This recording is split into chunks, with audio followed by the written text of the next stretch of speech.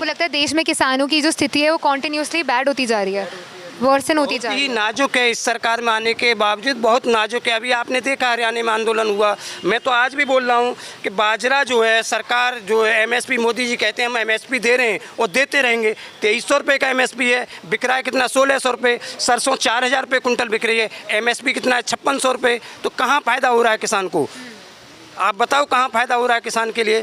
जो टमाटर 1 महीने पहले सरकार किसान जो रोड पे फेंक रहा था 1 रुपये किलो, आज 150 रुपये किलो बिक रहा है। जो जीरा किसान जो 150 रुपये किलो खरीद रहा था, आम पब्लिक सभी यहाँ सभी खरीद रहे होंगे, वो 800 रुपये किलो खरीद बिक रहा है। उसके लिए कोई सवाल जवाब नहीं है, उसके लिए कोई सवाल जवाब नहीं। टमाटर पे हंगामा है, टमाटर पे तो हंगामा है, जो कि किसान को फिर भी नहीं रेट मिल रहा उसका। पर जीरे के लिए नहीं बोल रहे कि जीरा 800 रुपये किलो बिक रहा है, उसके लिए नहीं है रेट। सरसों का एमएसपी, तेल के लिए कितना रेट था, सरसों का रेट गिरा है तो तेल का रेट क्यों नहीं गिर रहा? दाल का रेट, दाल जो है आज 200 रुपये किलो बिक रही है। और किसान की मूंग का भी सीजन चल रहा है, अभी मूंग बिक रही है। मूंग जो है एमएसपी जो 6600 रुपये है और बिक रही है 4000 रुपये कुंटल, मंडी में 4000 रुपये किलो ही है। और दाल बिक रही है मार्केट में 150 रुपये किलो। तो किसान को क्या मिल रहा है? बीच का पैसा कहाँ जा रहा है? दलालों के हाथ में जा रहा है ना। और दलालों को कौन कंट्रोल करेगा? बहुत हुई महंगाई की मार, अब की बार मोदी सरकार। बहुत हुई भ्रष्टाचार की मार, अब की बार मोदी सरकार। तो सरकार फेल है। सरकार ने नंबर 1 बनाया है इंडिया को। किस में बनाया है? बीफ एक्सपोर्ट में नंबर 1 बनाया है। विदेश में जो काला धन भेजने में नंबर 1 बनाया है। जो बोलते थे काला धन को हम लेके आएंगे, इस सरकार में आके 300% काला धन बढ़ा है। ये मेरे आंकड़े नहीं हैं, ये भारत सरकार के संसद के आंकड़े हैं। 300% से ज़्यादा काला धन विदेशों में बढ़ा है। जो कि सरकार कहती थी हम काला धन लेके आएंगे, तो वो काला धन मेरा नहीं है। यहाँ जो लोग खड़े हैं इनका किसी का काला धन नहीं है। वो किसका है? एमएलए एमपी बिजनेसमैनों का काला धन है। तो आम आदमी को क्या मिला? जो कहते थे कि 15 लाख रुपए हर आदमी के खाते में आएंगे, और जा रहा है 15 लाख रुपए। जो पार्ले जी का बिस्कुट 4 रुपये का आता था 100 ग्राम का, और आज क्या है 50 ग्राम का आ रहा है 5 रुपये का। तो महंगाई कहाँ हुई बताओ? जो 10 पैसे की पेंसिल आती थी वो 1 रुपये की आ रही है। जो कापी बच्चे, जो गरीब आदमी के बच्चे जो पढ़ते थे, वो 5 रुपये वाला रजिस्टर 50 रुपये का रजिस्टर आ रहा है। जिस सीबीएसई बोर्ड की फीस 50 रुपये जाती थी लुटेरी आतंकवादी सरकार के टाइम में, आज तो भ्रष्टाचारी मुक्त सरकार है, ईमानदार सरकार है। उस सरकार में 1400 रुपये सीबीएसई बोर्ड की फीस है। वो तो केंद्र के हाथ है सीबीएसई बोर्ड, न दिल्ली सरकार के अंदर, न यूपी सरकार के, न पंजाब के, केंद्र के अंदर है। जिस मेडिकल की फीस लुटेरी सरकार मनमोहन सिंह की सरकार में 5-6 लाख रुपए में एमबीबीएस हो जाता था, आज 25 लाख रुपए संतोष मेडिकल कॉलेज 1 साल की फीस 25 लाख रुपए मांग रही है। जो कि यूक्रेन, विदेशी देशों में जो हमारे से बहुत नीचे, वहाँ 15-16 लाख रुपए में एमबीबीएस हो रही है, और हमारे यहाँ 1 करोड़ 1.5 करोड़ में एमबीबीएस हो रहा है। जो वायदा करते मोदी जी वहाँ अमेरिका में जाके बोलते हैं कि हमारे देश में रोज़ 1 हफ्ते में 1 IMT बन रही है, 1 मेडिकल कॉलेज बनी है। झूठ बोलने की कोई सीमा है मोदी जी की? कितना झूठ बोलेंगे, कितना गुमराह करेंगे? भारत को तो गुमराह कर रहे हैं, विदेश में जाके अमेरिका जैसे देश को जो आदमी गुमराह कर सकता है, तो वो देश की पब्लिक के साथ क्या करेगा? कि रोज़ IMT, शौचालय ज़रूर बनाएं। कितनी IMT बनाई है, कितने IIT बनाए हैं, कितनी मेडिकल कॉलेज बनाई हैं। प्राइवेट मेडिकल कॉलेज ज़रूर बनी है, सरकारी मेडिकल कॉलेज बताएं। मैं अपनी बीती हुई बता रहा हूँ। मेरी बेटी एक लाइलाज बीमारी से जूझ रही है पिछले 7 साल से। कोई भी MLA MP मंत्री संतरी मैंने नहीं छोड़ा जिसके पास मैं नहीं गया। अमित शाह जी तक गया हूँ, हर्षवर्धन जी थे स्वास्थ्य मंत्री, 7 बार मिला। लास्ट में उन्होंने बोल दिया BPL कार्ड ले आओ। अरे दिल्ली जैसे शहर में नॉर्मल राशन कार्ड तो बन नहीं रहा था, BPL कहाँ से मिलेगा? जो भ्रष्टाचारी लुटेरी सरकार थी, जिस लाइलाज बीमारी के लिए पैसा देती थी, वो मोदी जी ने बंद कर दिया। उसके लिए या तो अपनी जेब से पैसा लगाओ या कंपनी कोई रिसर्च करे। मेरी बेटी सोजिया की पेशेंट है। यहाँ भैया जी के शो में कई बार बोल दिया मैं, न्यूज़ 24 में कोई राहत नहीं कहीं से भी। तो ये लुटेरी सरकार है, भ्रष्टाचारी सरकार है। ये सरकार चाहती, इसे सरकार को कांग्रेस से डर नहीं है, इसको डर है आम जनता से, कि आम जनता के बच्चे पढ़ लिख गए तो वो सरकार से सवाल जवाब करेंगे, वो सही गलत सोचेंगे। उससे सरकार को डर है कि आम जनता के बच्चे पढ़ लिखे नहीं, वो सिर्फ झंडा उठाएं, दरी बिछाएं, 5 किलो राशन पे पेट पूजा करें। उससे डर है। कांग्रेस से डर नहीं है, राहुल से डर नहीं है, केजरीवाल से डर नहीं, आम जनता से डर है कि आम जनता के बच्चे पढ़ लिख गए तो वो सवाल जवाब करेंगे, सही गलत को पहचानेंगे। जैसे आज किसान सोचने लगा है कि भाई हमें मिल क्या रहा है। पहले किसान को जैसे बोल दिया वैसे चलता रहता था, आज वो सोचने लग गया है कि भाई मुझे एमएसपी क्यों नहीं मिल रही। हरियाणा का देखा आपने, हरियाणा में किसानों ने किया और उन्होंने एमएसपी लिया, फिर भी मंडी में एमएसपी फिर भी नहीं मिला, सरकार राहत दे रही है, एमएसपी फिर भी नहीं मिल रहा।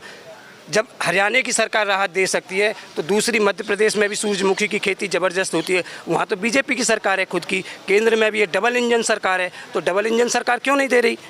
देना चाहिए ना। गवर्नमेंट एजेंसीज होती है जैसे ईडी और सीबीआई, आपको लगता है ये जो मोदी सरकार है ईडी और सीबीआई को अपने एडवांटेज के लिए यूज़ करती है?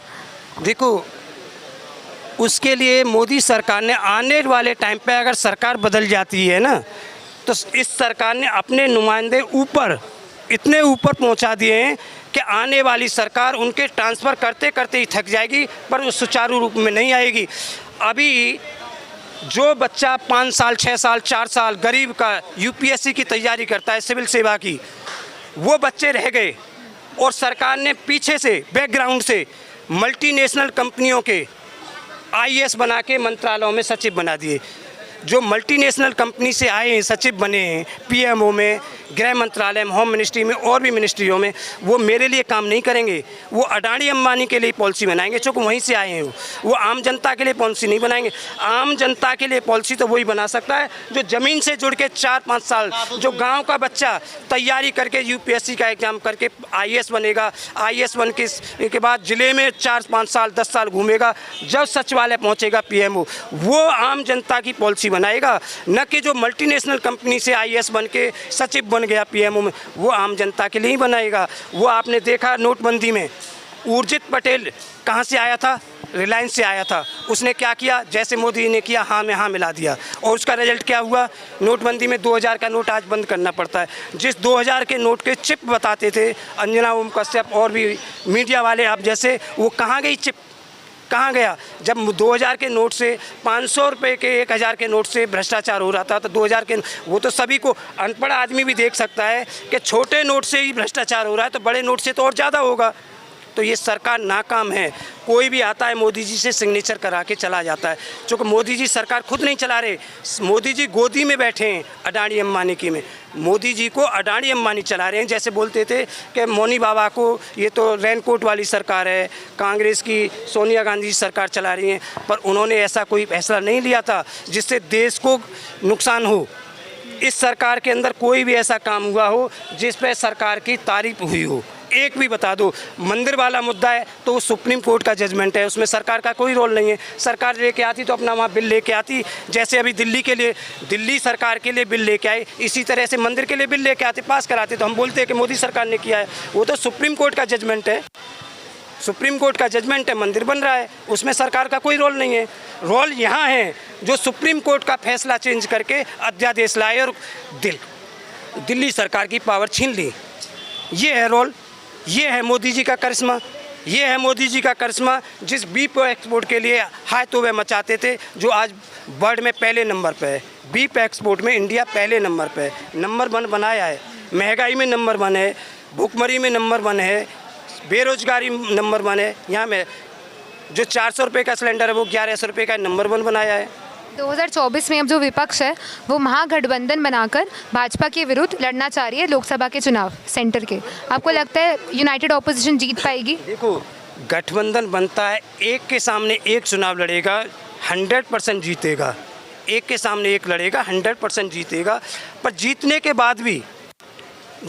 बाद में भी कोई श्योर नहीं है कि सरकार विपक्ष की बनेगी, क्योंकि ईडी सीडी उनके पास है, वो पहले से ही कुछ भी करा सकते हैं। जो अभी महाराष्ट्र में हुआ है सबके सामने है, मणिपुर में हुआ, मध्य प्रदेश में हुआ, दिल्ली में भी नाकाम कोशिश कर रहे हैं। आपने दिल्ली में मेयर के चुनाव में देखा क्या हाल हुआ, 6 महीने तक चुनाव ही नहीं होने दिया मेयर का, कोर्ट के आदेश के बावजूद भी। तो ये मोदी जी ने अपने नुमाइंदे वहाँ बैठा रखे हैं, वहाँ से कुछ भी करा सकते हैं।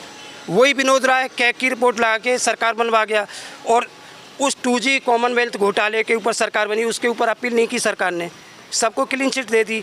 उसी रॉबर्ट वाड्रा के लिए सरकार पूरा हाय तौबा मचाती थी कि दामाद को सबको दे दिया दामाद को। उसी दामाद के लिए खट्टर सरकार ने क्लीन चिट दे दी। क्या हुआ? उसी नेशनल हेराल्ड के लिए आरोप लगा रहते रहे कि 9 साल में कुछ नहीं कर पाए। 9 साल में कुछ नहीं कर पाए। और जिस केस करने वाले ने उस केस के ऊपर रोक लगवा दी थी, बंद करवा दिया, उस केस को ओपन करवा के 3 महीने में राहुल गांधी की सदस्यता चली गई, सज़ा हो गई, सब कुछ हो गया, पर नेशनल हेराल्ड में 9 साल में भी कुछ नहीं हुआ, तारीख पे तारीख। तो ये सिर्फ पब्लिक को भटकाना चाहते, काम नहीं करना चाहते, पब्लिक को मुद्दों से भटकाना है, ध्यान भटकाना है, और कुछ नहीं करना चाहते।